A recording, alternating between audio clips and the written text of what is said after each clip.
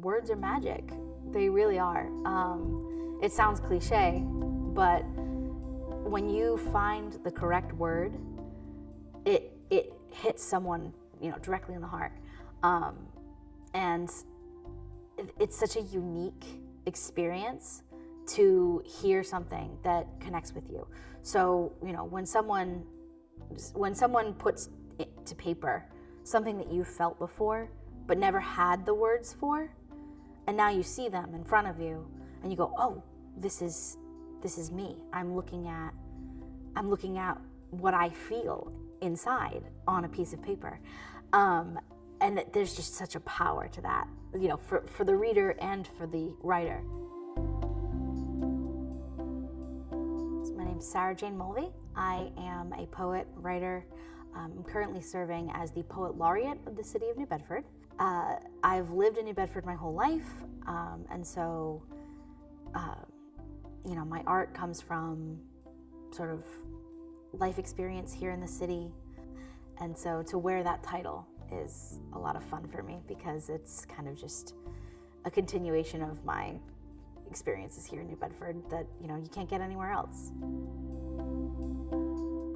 Poet laureate has been a title that kind of existed in the courts of royal society as someone who wrote poetry to commemorate important historical events or, important milestones. Poets were the historians and the culture keepers of a tribe or a nation's identity for eons. It's a tried and true kind of way of passing things down. And so a poet laureate, it's just a lofty title for someone who's going to help you keep that kind of oral and artistic memory alive.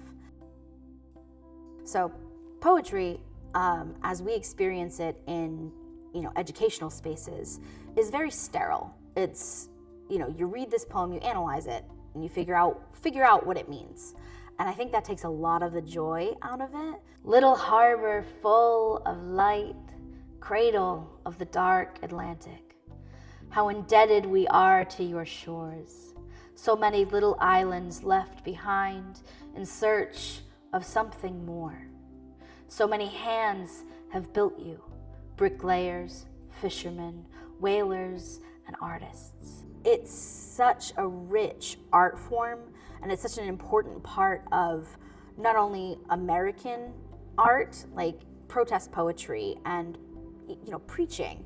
It's got roots in so many different parts of our culture as Americans, but then also just world cultures. It's a language that spans generations and cultures and backgrounds.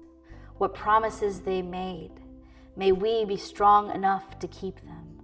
May my hands, small as they are, be strong enough. May I put them to use in your service and diffuse the light of your future. I'm searching for a human connection between me and the person who listens or reads my work.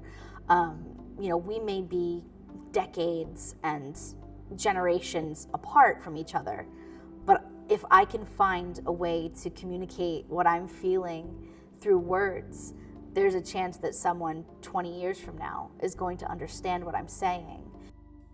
That's what poetry is. It's that human connection.